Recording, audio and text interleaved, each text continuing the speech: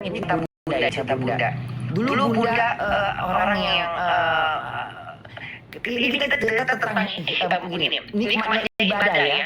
Nikmatnya ibadah. Dulu Bunda kayak ada titik di mana titiknya Bunda itu pada lemah 2008 apa 2008 di bulan Ramadan. Gara-gara Bunda sering dengar ceramahnya Zainal MZ. Akhirnya Bunda kayak ngejar, belum pernah Bunda alamin yang kayak sampai ketakutan gak sholat, kayaknya rindu gak bisa sholat itu loh. Sampai Bunda pas lagi Al-Quran, sampai Bunda temukan ayat yang berbunyi, jika air laut kujadikan tinta, mungkin kamu tahu itu. Iya, tahu.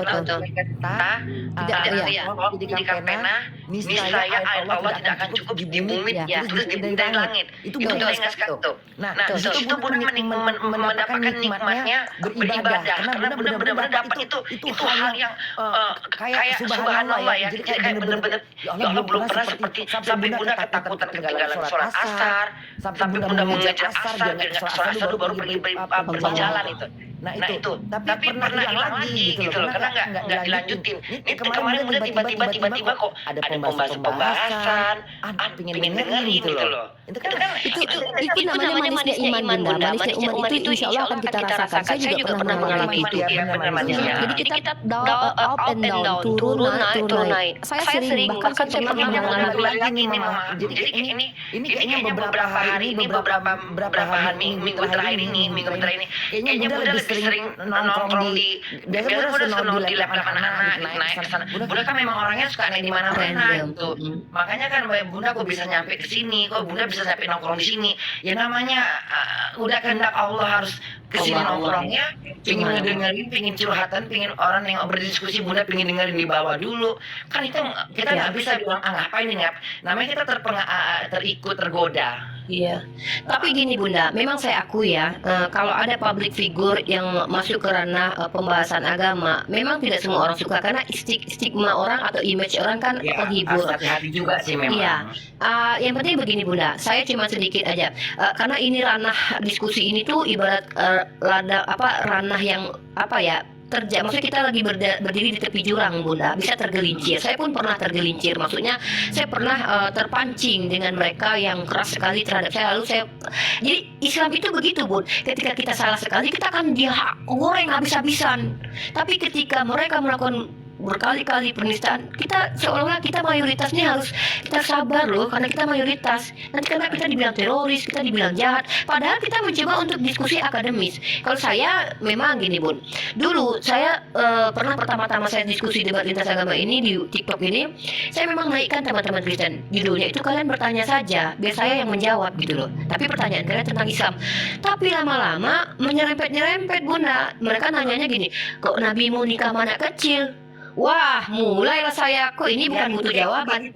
Nah, maksudnya gini loh, maksudnya Bunda kan selama ini kan nggak mau yang berbau-bau agama gitu, apalagi misalnya maksudnya saling menghujat. Makanya Bunda setiap kali dengar itu Bunda selalu komen, jangan saling menghina ya. Oh ada Bunda kolat gitu, Bunda nggak mau naik karena Bunda memang apa yang mesti Bunda bahas gitu, karena kan Bunda kan orangnya bisa dibilang ilmu agamanya nggak cukup gitu loh. Sama saya juga gitu. Saya masih belajar pasti lebih banyak pada Bunda, kamu segunung, Bunda segedung gitu. Itu jadi Bunda, artinya pertama saya awalnya itu saya kesel aja gitu, kok pertanyaan mereka begitu ya, dan mereka tuh langsung framing, Nabi kamu nikah sama anak kecil gitu. Bunda kalau lagi di Jeddah, jadi saya dibilang begini, Nabi kamu kok nikah sama anak kecil? Lalu saya jadi begini juga kan, apa betul Nabi Muhammad menikah dengan anak kecil? Ya sama kayak Bunda. Cari hadis. Nah, ternyata begini Bun, zaman dahulu itu antropologi namanya, ilmu kebudayaan pada waktu itu bukan hanya di dalam itu tetangga saya. Oh, lu pikir suara kuntilanak? Oh ya Bunda malah-malah. Udah lagi malu. Sama kita ya, kita ini kayak gini-gini penakut kita berdua ya. Katanya Islam ya kan, tapi penakut kita. Aku pun gitunya. Lalu di manusia. Itu suaranya di mana? di sini. Itu suara kucing apa suara orang gitu? Anak orang itu kan di sini pagi bun, anak-anak berseliweran di sini, ada aja bun. Jadi kan bun, saya cari lah kan, ternyata hadis itu pun masih didiskusikan oleh para ulama. Ada yang mengatakan pada waktu itu Sayyidah Aisyah dia kan masih kecil ketika dia ceritakan saya dibawa oleh Rasulullah itu sedang membawa boneka, gitu kan? Nah jadi ada yang mengatakan bahwa Sayyidah Aisyah tidak tepat gitu, tapi saya tidak sepakat dengan itu. Saya anggap karena Sayyidah Aisyah kan cerdas. Saya bilang ya bisa jadi karena dalam prosesi pernikahan orang Arab dan orang Yahudi, pertunangan dari usia belia itu hal yang wajar. Bunda tahu nggak kalau di Padang itu istilahnya tukar kain panjang? Tapi Bunda sempat baca itu dulu kalau nggak salah, Aisyah menikah pada usia dinikahi pada usia 18 tahun atau 17 tahun karena dia Nah, ada ulama berpendapat begitu, ada.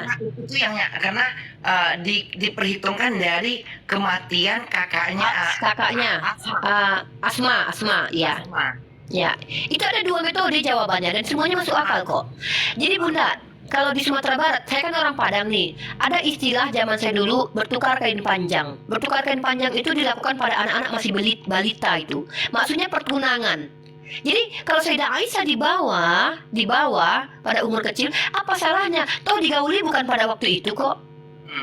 Nah begitu. Lalu dan Bunda harus tahu tradisi orang Yahudi itu bahkan umur anak 3 tahun boleh dinikahi bun.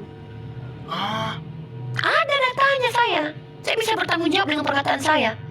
Itu dipercayai oleh Rabi dan Rashi. Karena menurut Rabi dan Rashi ini, Ribka itu dinikahi Ishak umur 3 tahun.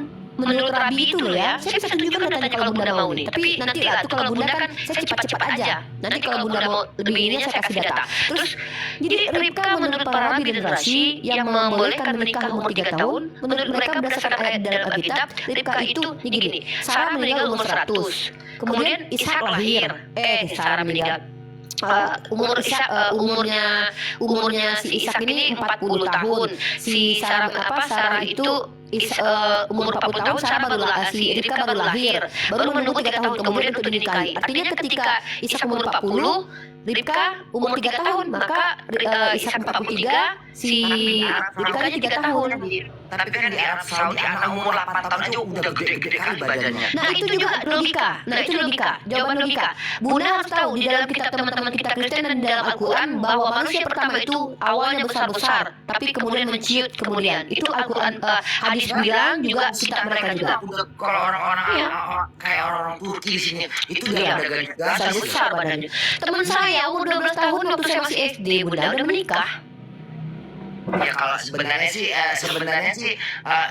karena kan itu undang-undang pada zaman Nabi itu tidak ada undang-undang yang begitu gitu. Jadi ya kita memaklumin aja karena kan udah berbeda zaman. Kalau sekarang kan lebih hukum kemanusiaan itu kan lebih ditegaskan gitu loh. Iya betul Bunda benar sekali. Jadi nggak perlu dibahas mau yang penting usia dia udah mencukupin di usia 9 tahun menstruasinya udah boleh berarti.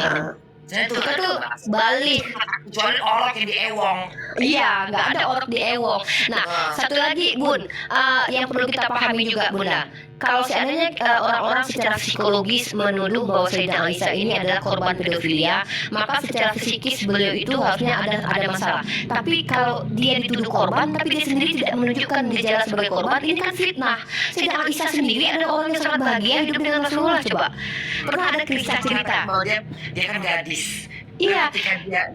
Ketika dia berkata bahwa ketika dia cemburu kepada Nabi Muhammad, ketika Muhammad menceritakan bagaimana Khadijah kan dia bilang, apa kamu nggak bahagia dengan aku yang masih gadis, kata dia. Iya.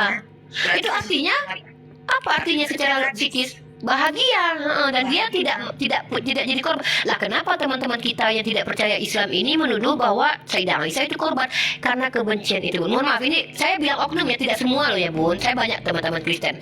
Artinya mereka Bunda itu, mohon maaf, saya tuh dengan room tadi Bunda masuk itu dulu saya pernah berdebat dengan orang-orang itu. Room tadi Bunda lupa Bunda itu posisinya. Itu pelawan debat saya itu Bunda, dan bahkan mereka tidak naikkan saya lagi itu. Bahkan mereka kalau saya undang untuk debat secara akademis tidak ada yang berani itu Bun. Oh, Saya yakin kan, maksud saya itu gini, kita bicara lah duduk baik-baik, kita bawa data. Akademis itu kan dalam ranah kuliah kan kita pakai data, diskusi itu kan hal yang wajar Bun. Maksudnya perdebatan pun itu hal yang wajar kalau dilakukan secara baik-baik. Tapi kalau hanya untuk menghujat dan menista dan merendahkan orang kan itu kan tidak bagus. Maksudnya, ayo lu kamu punya data apa? Biar saya yang kasih. Saya kasih datanya ini. Nah, begitu. Kalau saya begitu, Bun, saya akan tunjukkan data di dalam Al-Quran tuh seperti ini. Data dalam kitab kamu apa? Karena saya pelajari Bible, Bun. Saya pelajari kitab orang Yahudi, saya pelajari kitabnya orang Kristen. Saya pelajari semua. Jadi kalau mereka macam-macam ya tidak bisa saya balikkan lagi. Loh, tadi kamu ada di bawah situ rupanya. di bawah Bun saya minta naik, saya naikkan, tidak dinaik-naikkan. Saya mau jawab itu Wahyu itu. Kesel. Ya karena Bunda juga Bunda pikir Bunda udah capek, udah kayaknya asik pembahasannya asik di situ tuh mulu. Jadi Bunda itu hanya akan diserang, Bun. Bunda mohon maaf izin anak Bunda. Mereka kan punya YouTube juga itu Bunda. Nanti ketika Bunda tidak bisa jawab, nanti bisa jadi kayak thumbnailnya nanti dijawab. Bunda pula tidak bisa menjawab. Bunda gitu-gitu. Jadi mohon maaf Bunda, saya tidak mau Bunda itu nanti di YouTube dikatakan Bunda Kurla membahas agama. Karena setiap orang-orang seperti itu mereka tuh juga punya YouTube. Saya kan punya YouTube juga. Mereka juga punya YouTube. Nanti mereka posting di YouTube. Gitu. Ica itu kan siapa Mikana gitu. Jadi punya YouTube itu. Para apolog yang sering bahas-bahas yang pakai jilbab, Bun. Tapi dia Kristen. oh itu ya, oh tahu yang Bunda juga pernah, tapi Bunda mau bertanya apa, Bunda nggak mau nanya karena bakal lain, pasti beda jawabannya gitu loh. Karena Bunda Iya. Dia dia berjilbab loh. dia yang membahasnya tuh. Bunda pernah bilang katanya pokoknya Tuhan Tuhan itu ke dunia menebus dosa kematian itulah gitu dia bilang gitu. Iya. Makanya Dan itu sebenarnya masih tidak masalah. Tapi kalau sudah bahas-bahas Al-Quran, saya pasti minta naik. Karena bagi saya, pantang bagi saya kalian pelintir Al-Quran saya. Nah tadi itu kan dia jahatnya sama Bunda gini. Dia buka hadis, terus dibuka lagi Al-Bayyinah, terus pindah lagi ke hadis. Jadi Bunda menjawab juga. Pertama ditengokkan sama Bunda hadis tadi kan. hadis. Bunda masih bahas hadis. Aisyah menceritakan tentang surat Iya. Al-Qur'an. Iya. Terus tiba-tiba ke surat Al-Bayyinah. Bunda bilang ini surat kan, ini kayaknya Al-Qur'an bukan Iya. hadis lagi gitu loh. Makanya kok jaraknya jauh, udah berbeda topik. Makanya maksudnya itu saya kasih namanya begini, beda antara orang yang tersesat dengan orang yang sengaja menyesatkan, itu beda sekali. Bahkan dalam Al-Quran ya kata Allah, Bismillahirrahmanirrahim, innallazina kafaru sawaun alaihim a'anzartahum am lam tunzirhum la yu'minun. Sama saja bagi mereka, diberi petunjuk atau tidak, mereka tidak akan beriman. Artinya sebenarnya kita ini hanya menyampaikan saja. Iman mereka beriman atau tidak itu urusan Allah, karena hidayah kan dari Allah. Hanya saja terkadang kita sudah sampaikan, mereka pula yang membantah kita, padahal kadang kita yang Islam gitu kan. Nah kalau saya membantah mereka dengan dalil kitab mereka, misalnya mereka bilang begini, Yesus itu datang menebus dosa. Nah saya tanya sama mereka, di kitab kalian tertulisnya begini, tidak mungkin dosa anak ditanggung bapak, tidak mungkin dosa bapak ditanggung anak, kok tiba-tiba dosa kalian ditanggung Yesus? Saya bilang begitu. Siapa yang ngajarin? Nah kan gitu. Itu pertanyaan, itu masuk ranah diskusi, itu bukan penistaan. Nanti mereka jawab. Nah gitu. Kemudian nanti mereka tanya lagi ke saya misalnya, itu namanya diskusi. Udah 4 tahun saya diskusi gitu Bun. Dan saya kemarin pernah mau berhenti Bunda. Jadi saya sempat mau berhenti. Tiba-tiba saya lihat makin jadi Bun. Saya buka komal kan namanya ini. Bunda tahu kan ini komal. Kok pembahasannya Al-Quran kayak tadi itu. Itu orang Kristen kok bahas Al-Quran, giliran saya bahas Alkitab kok mereka marah. Padahal saya bertanya, Mungkin itu juga kali ya. Mungkin kenapa? Mungkin karena ada Alkitab yang mengatakan dosa mereka ditanggung oleh Kristus tuh. Makanya gereja-gereja Jerman ini pada sepi kalau hari Minggu ya. Gak banyak gitu penghuninya. karena dosanya dari tanggung gitu. Jadi Bunda mikirnya, tadi kan Bunda sempat keluar Bunda, kan omongan kita ini kemarin kan Bunda bahas, Bunda kan orangnya suka mikir, jadi Bunda mikir. Ya yang mikir ya kan, kita logika lah Bun. Kita logika mikir. Oh iya gitu kan. Apa namanya random, Kita random Bun. Jadi Bunda sambil jalan gitu kan Bunda mikir. Jadi beberapa hari ini Bunda masih mikir ke sana, terus berarti enak dong gitu. Enak kali Bun. Kalau ditanggung dosanya, pantas kan gereja-gereja sepi. Ya nggak, berarti nggak, apalagi mereka beribadah kan dosanya ditanggung gitu. Makanya gereja sepi kali ya. Itu enak kali ya gitu loh. Iya, jadi kan saya pernah bertanya itu dengan teman-teman Kristen. Jadi saya jawab begini Bun. Maaf, Ini maaf loh ya Bu, ini maaf ya Bu. Pemikiran aja. Namanya pemikiran kita kan manusiawi ya. Bagaimana Iya. namanya pemikiran? Namanya Bunda lagi mikir-mikir Allah makan seregar masih. sebenarnya lewat gereja gitu kan. Oh gereja ini, dia pernah ada gereja di gereja Bunda nih. Itu kan sepi aja, nggak pernah ada orang, itu Sabtu Minggu nggak ada orang. Bunda mikir, apa jangan-jangan karena gara-gara Dosa ditanggung gitu. apa gara-gara dosa ditanggung oleh Yesus, terus mereka nggak mau sembahyang kali ya? Karena memang gini Bun, jadi setiap teman Kristen saya yang diskusi dengan saya, memang mereka akui perbuatan baik tidak menyelamatkanmu. Makanya saya tanya, jadi kau berbuat baik untuk apa? Sebagai syukur saya karena ditebus Yesus. Nah, oke, artinya mereka berbuat baik karena mereka bersyukur sudah ditebus Yesus. Kalau begitu, kalau kau tidak berbuat baik tetap masuk surga. Dia mereka kan, ya masuk surga. Kalau itu ngapain kau berbuat baik? Mending kau hidup kau aja enak-enak aja kan gitu kan akhirnya kan. Kalau orang Indonesia kan walaupun orang Nasrani, mereka dari kecil memang udah rajin ke gereja gitu kan, Iya. terserah deh mau tanggung. Tapi kan kalau orang yang berpikiran seperti yang kayak bule gini yang di Jerman, Ya, otaknya jalan. lain otaknya malah enak dong, begitu dosa gue tanggung, ngapain gue ke gereja lagi, bikin capek nyanyi gitu kan. Iya. Enak ya. Jadi sepi di situ di Jerman. Ya, mungkin. Yang dekat rumah. Nggak ada, jarang, paling 1-2. Itu pun pendeta mungkin ya. Pokoknya kalau Sabtu Minggu tuh gereja nggak di sini. Di sini cuma banyak gereja tapi nggak banyak orang. Iya iya. Nah itu yang saya juga himbau kepada umat Islam. Sedangkan umat Islam itu bagi laki-laki itu kewajiban sholat di masjid itu sangat dianjurkan, wajib malahan. Ya. Kayak kita kan memang harus paksa Harus. gitu.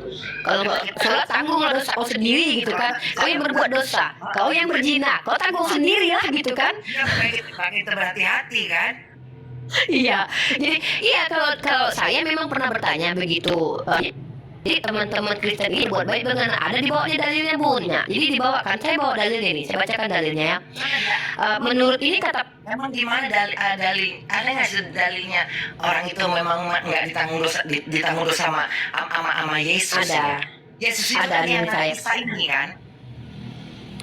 nanti itu berbeda.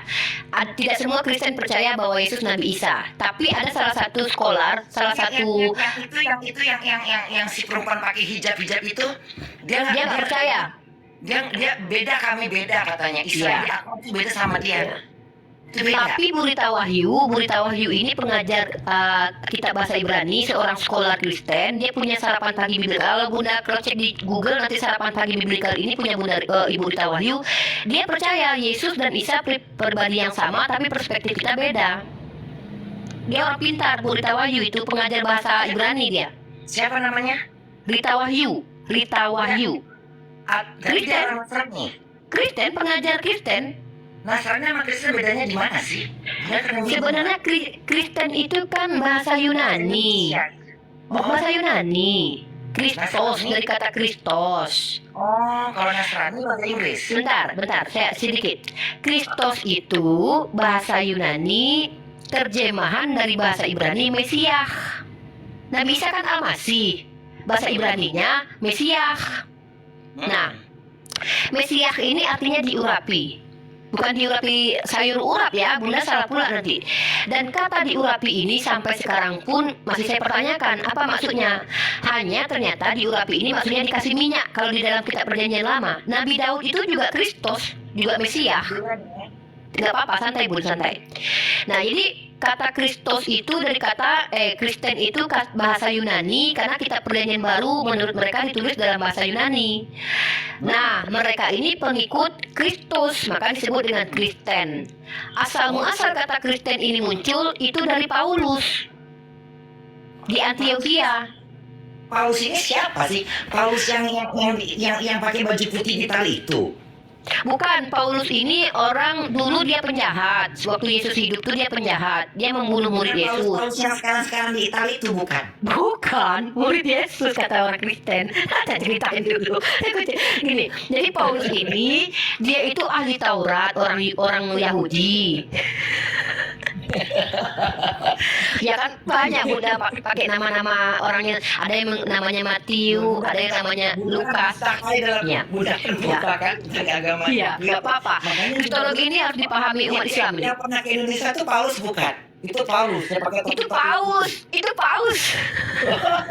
Oh itu Paus. Paulus itu nama orang Bunda.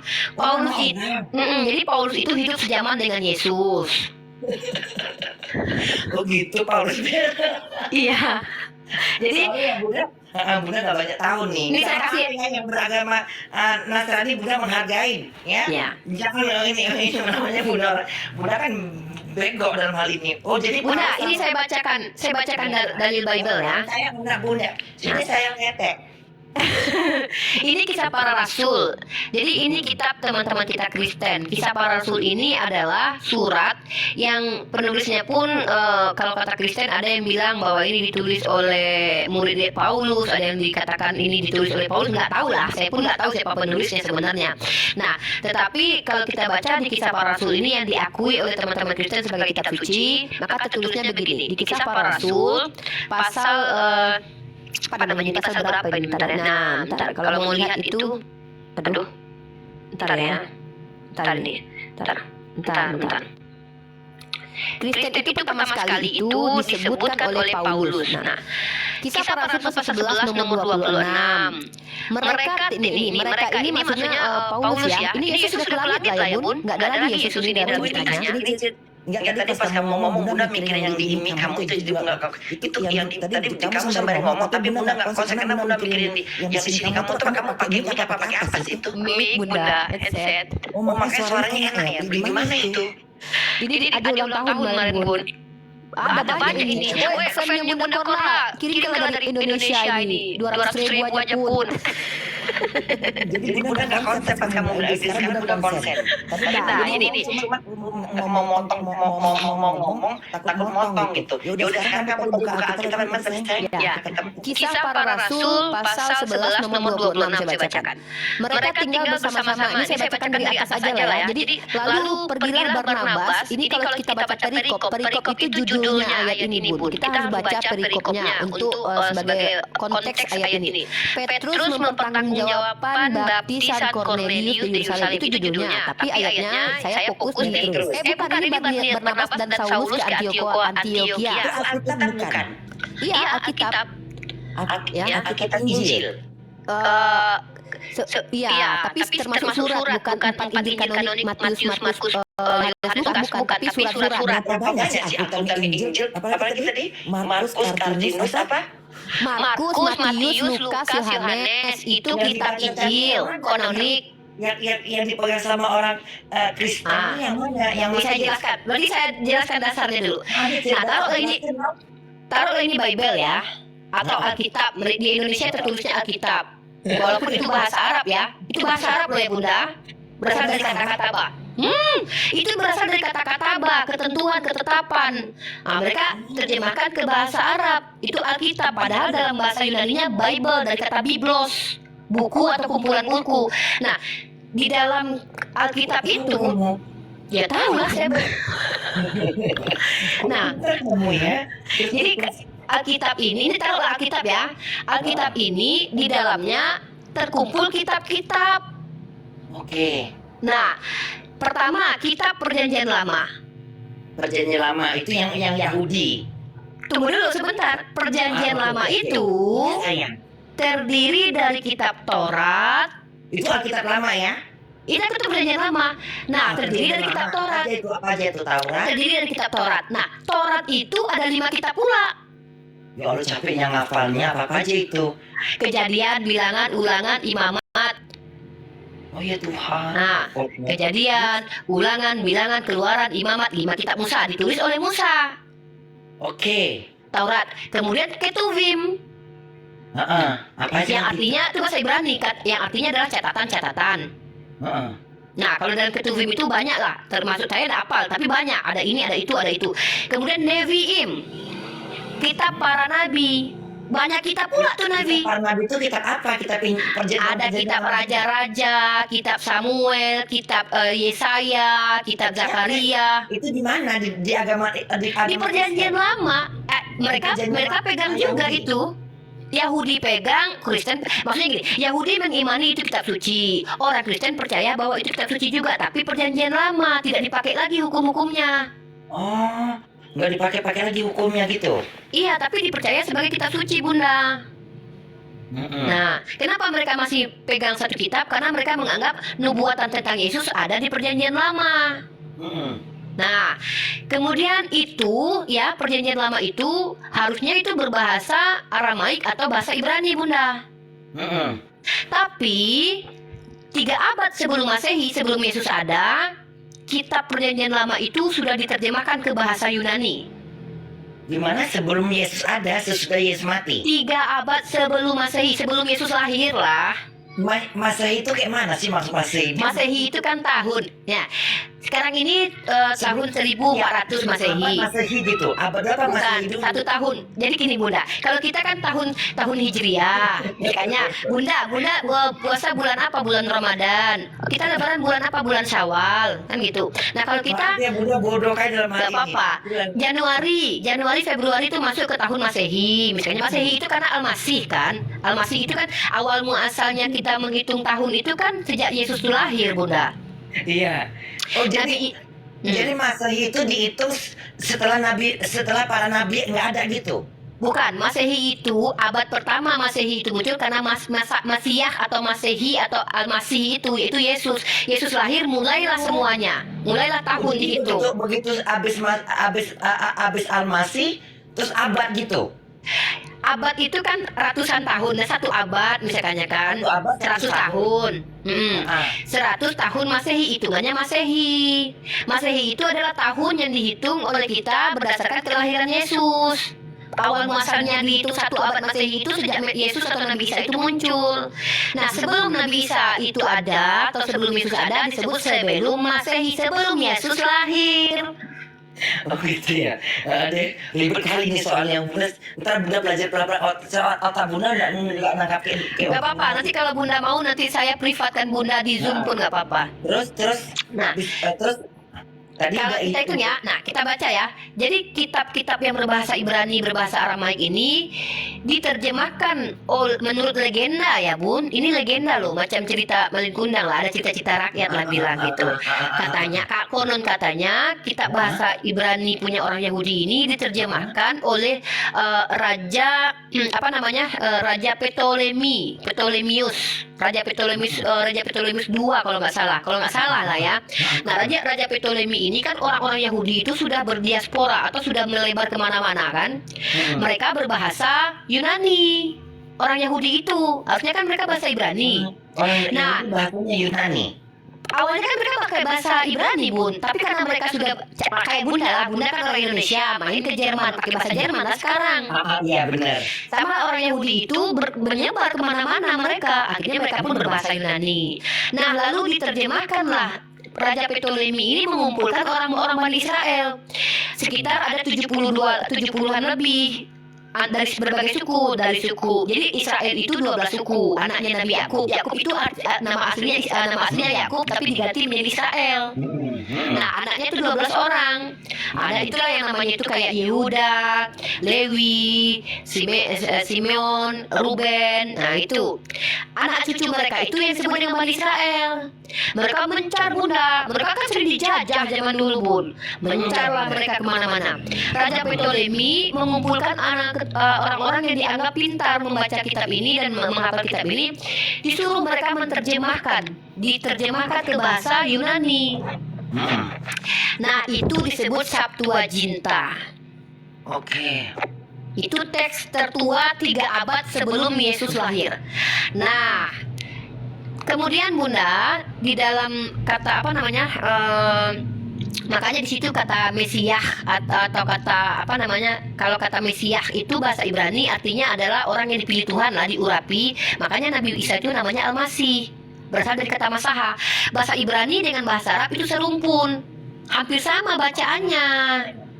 Jadi Tadi kita coba ini yang coba tadi yang dilanjutin lagi tentang masalah Oke. tadi Kristen, perjanjian lama, perjanjian lama. Nah, jadi perjanjian lama itu ada di dalam Bible itu, Alkitab itu. Kemudian perjanjian barunya adalah 4 Injil kanonik ditambah dengan surat-surat. Apa sih yang ada di isi Alkitab itu? Coba baca satu ayat-ayat apa gitu, Bunda pengen dengar Oke. gitu loh. Ini saya bacakan. Di dalam Kisah Para Rasul pasal 11 nomor ayat 25. Lalu pergilah Barnabas. Ini menceritakan tentang Barnabas murid Yesus, dan katanya juga Paulus murid Yesus, katanya loh ya, karena padahal ya, Paulus tidak pernah bertemu dengan Yesus selama hidup. Hanya saja dia mengaku nggak pernah ketemu tuh. enggak, dia mengaku Nggak bertemu pernah dengan Yesus ketika Yesus sudah naik ke surga. Terus dia terguling-guling. Dia mau ke Damsyik. 800 tahun yang lalu kemudian Enggak, gitu kan. enggak berapa tahun, enggak, bukan berapa ratus, beberapa tidak terlalu ratusan tahun, enggak jauh jaraknya. Jadi dia kan awalnya penjahat. Waktu Yesus hidup itu dia penjahat. Dia membunuh Stefanus, murid Yesus. Lalu setelah Yesus naik ke surga, enggak lama kemudian dia pergi mau ke Damaskus. Ketika mau ke Damsyik itu, dia katanya bertemu Yesus, terguling-guling dia. Dari mana cerita itu? Ada di dalam kitab ini, di Bible ini. Oh, jadi itu ditulis sini Iya. sini Paulus gitu, ini sini Paulus. Saulus. Namanya pertamanya Saulus. Nah, Nah, ada di sini ya. ada. Nah, ini saya bacakan bahwa Kristen itu bukan Yesus yang bawa, tapi Paulus. Kenapa? Pertama sekali Kristen disebutkan itu di Antiokhia. Nah, lalu pergilah Barnabas ke Tarsus untuk mencari Saulus. Dan setelah bertemu dengan dia, ia membawanya ke Antiokhia. Mereka tinggal bersama-sama dengan jemaat itu 1 tahun lamanya sambil mengajar banyak orang. Di Antiokhia lah murid-murid itu untuk pertama kalinya disebut Kristen.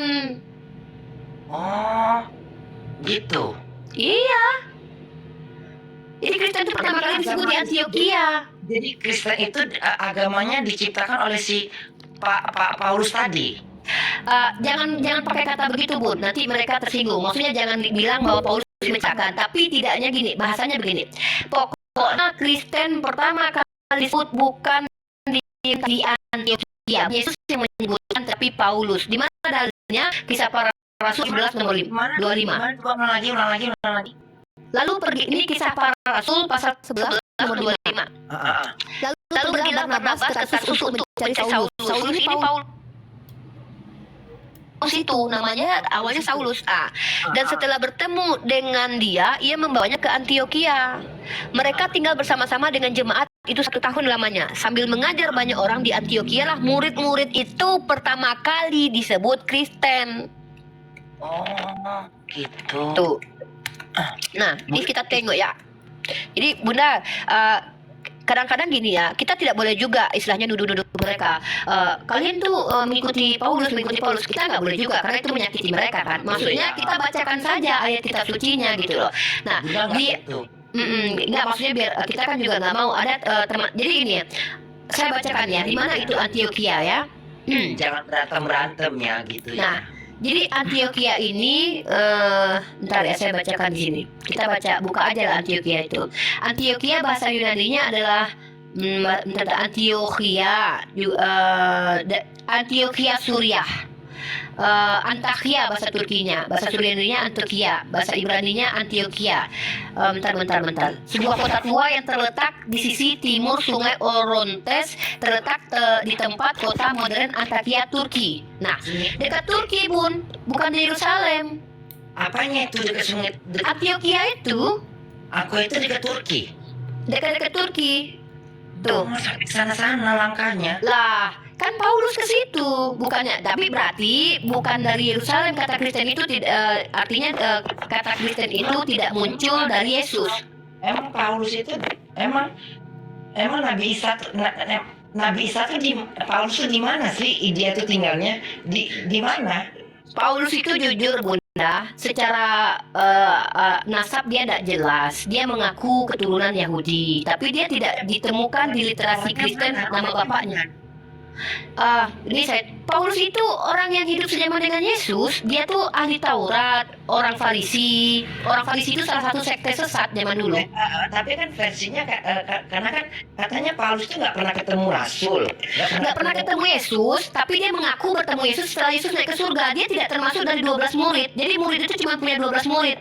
Nah, pertama Yohanes, Matius, kemudian siapa namanya ya, ke-12 murid Yesus itu ada salah satunya Yudas yang berkhianat, yang menjual Yesus, Petrus, kemudian Simon itu Petrus, Yohanes putra Zebedius, kemudian ada Matius, kemudian Cantik namanya ya. itu padahal Bunda tahu nggak kenapa namanya kok seolah bunyi orang Yunani, padahal mereka orang Yahudi loh Bun. Oh ya, Iya. kayak gitu Simon. Sama lah, Yesus itu kan namanya bukan Yesus sebetulnya. Nama aslinya itu Yesua. Yesua, bahasa Ibraninya. Jadi Nabi Isa itu namanya Joshua. Jadi kalau dalam bahasa Ibrani namanya Yesua, dalam bahasa Aramaik namanya Iso, dalam bahasa Arab namanya Isa. Kan dialek berbeda-beda, Bun. Oh gitu. Oh cantik namanya ya Joshua. Yesua. Nah terus 12 murid itu dipilih Yesus. Saya sebutkan nih 12 murid nih. Mana tahu nanti Bunda mau kasih nama anak angkatnya nanti ini: Simon, Andreas, Yakobus, Yohanes, Filipus, Bartolomeus, Thomas, Matius pemungut cukai. Hah? Si Simon ganteng gitu kayaknya Simon. Ya, Simon ganteng namanya, cantik kali namanya. Ya, Nggak pernah dicium Simon. Simon. Kayaknya kayak kebayang nama Simon kayak ganteng aja ya kan? Ya nama bule-bule. Bun, nama bule-bule kan merujuk ke nama petinggi-petinggi mereka lah. Sama lah kayak kita, orang Islam kan kasih nama Umar. Ya kan? Tapi Bunda pernah kenal sama orang Yahudi ya. Tahu nggak orang Yahudi ini? Yahudi ya. Tak gitu Bunda sama dia orang Yahudi. Siapa namanya, Bun? Namanya Bunda nggak tahu tapi Yahudi. Biasanya pakai nama-nama orang ini. Yahudi mukanya kayak muka-muka Jerman. Bunda pikir Arab-Arab gitu loh. Ya. Iya, kalau kita lihat Abraham itu kan orang Irak aslinya, Bun. Iya. Nabi Ibrahim itu orang Irak itu aslinya. Iya. Dia asalnya dari Irak. Itu. Jadi memang Yang udah pingin tahu itu ya apa namanya, muka Yesus itu kayak gitu memang mukanya. sebenarnya enggak. Kenapa? Karena kan jadi begini Bunda. Kalau kita lihat yang dilukis itu tuh bukan Yesus. Kenapa? Kalau saya memang ya kalau kita bicara tentang nilai akademis, ada beberapa orang yang mencoba Kan jadi kembali lagi Bunda mikirnya gini, ajaran orang Kristen itu mengikuti si Paulus. kita nggak bilang gitu. Gini caranya biar mereka tidak tersakiti, bilang begini. Mereka mengaku pengikut Yesus, tapi kalau kita lihat, kita telisik, kita pelajari, Mengikut Pak Paulus gitu. nggak mengaku mengikuti Yesus. Kristen itu kan artinya pengikut Kristus, pengikut Yesus. Tapi kalau kita telaah, kita kaji, kebanyakan ajaran-ajaran fundamental, ajaran penting mereka tuh datang dari Paulus. Apa itu ajaran fundamental? Ajaran penting, Oh itu namanya fundamental. fundamental. Fundamental Itu sesuatu yang sangat penting lah. Kayak kita kan, hal yang sangat penting bagi kita tuh namanya usuludin. Contoh, menyembah kepada Tuhan yang satu, mempercayai Nabi Muhammad, Al-Quran. Kemudian itu tidak ada berselisih umat Islam tuh. Orang Syiah pun, orang-orang yang dianggap tidak Islam pun, itu tidak pernah berselisih bahwa Allah itu satu, Nabi Muhammad Rasul, Al-Quran, kitab suci, tidak ada berselisih. Tapi kalau dalam ajaran kekristenan, contoh Yesus itu tidak pernah meniadakan hukum Taurat. Hukum-hukum di kitab, hukum yang saya bacakan tadi di kitab Taurat tadi, itu kan hukum-hukum semuanya. Bukan semua sih, ada kisah-kisah juga tidak dihilangkan sama Yesus, tapi dibatalkan oleh Paulus. lancang kali dia membatalkan. Ya karena dia mengaku dia dapat perintah dari Yesus. Dia mengaku dapat perintah dari Yesus. Nah, saya bacakan dalilnya ya. Ayo bacakan dalilnya. Efesus pasal 2 nomor 15. Bentar. Saya bacakan dulu lah, Yesus tidak membatalkan hukum Torah ya. Bentar. Bunda kalau perlu catat ini, Bun. Aduh, capek kali nyatetnya kata-kata kamu udah Bukan, maksudnya ayat-ayat ini loh. Nanti Bunda kan bisa tunjukkan, bertanya sama mereka. Ayat apa? Matius. Ayat apa? Yang apa? Kisah para Rasul gitu. Apa laku? Nih ya. Nih ya. Matius pasal 5 nomor 17. Matius pasal 5 nomor 17. Saya bacakan ya. Bunda, saya tidak mau mempelintir ya. Ini saya mau membacakan. Ini adalah perkataan Yesus karena warna merah tintanya. Matius pasal 5 nomor 17 perikop. Iya, warna merah itu perkataan Yesus langsung gitu. Oh gitu. Iya. Iya. Nah, di sini judul ayatnya atau perikopnya adalah Yesus dan hukum Taurat. Maka saya bacakan. Janganlah kamu menyangka bahwa aku datang untuk meniadakan hukum Taurat atau kitab para nabi. Aku datang bukan untuk meniadakannya, melainkan untuk menggenapinya. Karena aku berkata kepadamu, Gimana ngartikannya tuh Menggenapi. mengadakannya itu apa maksudnya meniadakan. Dia tidak menghilangkan. Oh, jadi meniadakan itu tidak menghilangkan, Iya kan? meniadakan. Ditiadakan. Nah, janganlah kamu menyangka bahwa aku datang untuk meniadakan hukum Taurat atau kitab para nabi. Aku datang bukan untuk meniadakannya, melainkan untuk menggenapinya. Karena aku berkata kepadamu, sesungguhnya selama belum lenyap langit dan bumi ini, satu iota, satu titik atau satu titik pun tidak akan ditiadakan dari hukum Taurat sebelum semuanya terjadi. Banyak teman-teman Kristen memahami ini. Coba Bunda kurang paham itu Nah, ya. bahasa Indonesia terlalu bahasa Indonesia kali itulah. Bahasanya terlalu bahasa Indonesia pinter ya. Jadi begini, di sini Yesus berkata, kalian jangan bersangkalah, aku tuh tidak meniadakan, tidak menghilangkan hukum Taurat, tapi aku menggenapinya. Nah, masalah menggenapi inilah yang tafsirannya oleh teman-teman Kristen, maksudnya Yesus mati menebus hukum Taurat. Jadi hukum Taurat itu tidak ada lagi karena ditebus sama Yesus. Jadi kutuk dosa yang ada pada orang Kristen ditanggung Yesus. Nah, gitu makanya Yesus mati di tiang salib itu maksud menggenapinya. Tapi kalau saya tanya kepada mereka nanti jawabannya beda-beda gitu. Maksudnya mereka punya pahaman beda-beda. Nah, lalu kita lihat di dalam Efesus ya, ini baru Paulus kasih surat. Paulus tulis surat ke Efesus. Itu tulisan Paulus. Ya, ini Efesus ini surat Paulus. Terus apa lagi coba? Efesus pasal 2:15 kata Paulus begini. Tadi kata Yesus dia tidak meniadakan ya, kata Paulus gini. Sebab dengan matinya sebagai manusia, ia telah membatalkan hukum Taurat dengan segala perintah dan ketentuannya untuk menciptakan keduanya menjadi satu manusia baru dalam dirinya dan dengan itu mengadakan damai sejahtera. Nah, kata Pak Yesus, aku tidak meniadakan hukum Torah. Kata Paulus, dengan matinya Yesus telah batal hukum Torah. Nah, kalau Bunda di pihak teman-teman Kristen mana yang Bunda percaya? Paulus atau Yesus? Kalau Yesus tadi ngomongnya gimana? Jangan menyangka aku datang meniadakan hukum Torah, melainkan menggenapinya. Repot Bunda mengartikan. Jangan kau sangka kalau aku menghilangkan hukum Torah, membatalkan hukum Torah, sama aja itu. Nah, buktinya kan teman-teman kita Kristen, kalau hukum Torah itu tahu nggak Bunda? Hukum Torah itu hampir sama dengan Islam. Kalau seandainya gigi rusak, ganti gigi, mata ganti mata. Kalau perempuan menstruasi, tidak boleh dekat-dekat dengan suami, pisah kamar. Apa yang dipegang perempuan itu najis semuanya.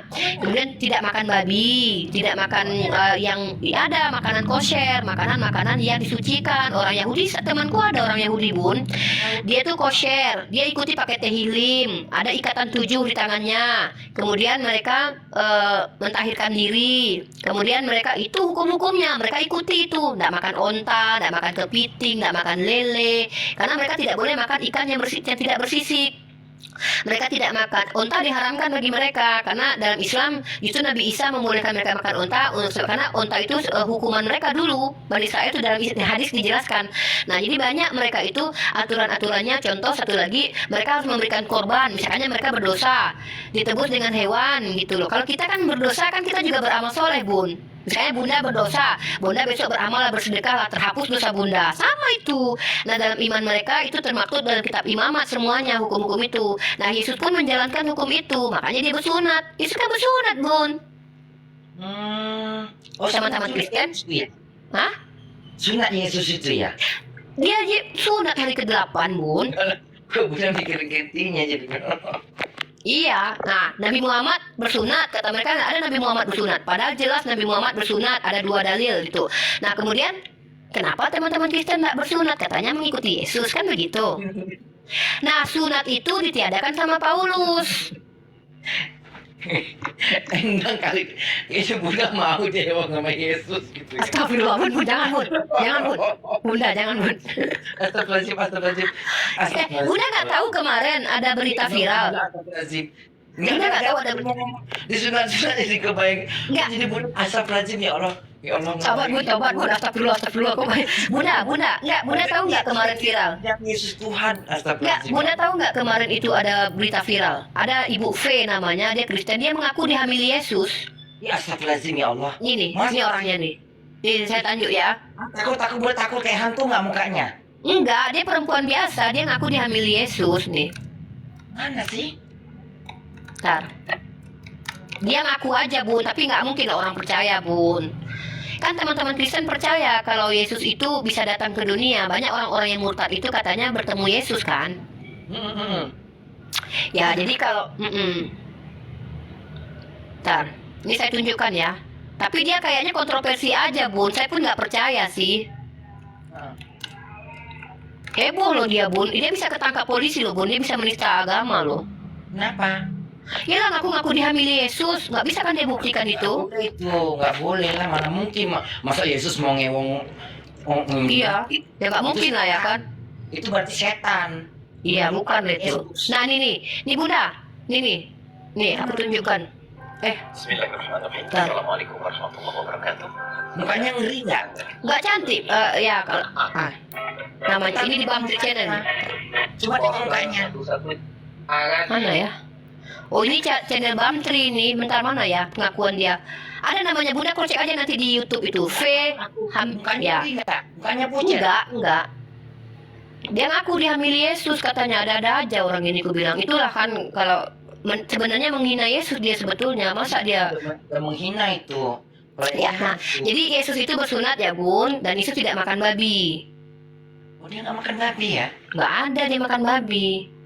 Iya. Nah, yang melarang yang membatalkan sunat itu Paulus nih. Isa Al-Masih itu kan?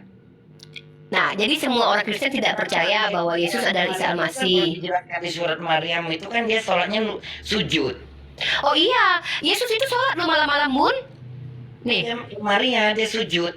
nih, Ketika Maria sujud, nih.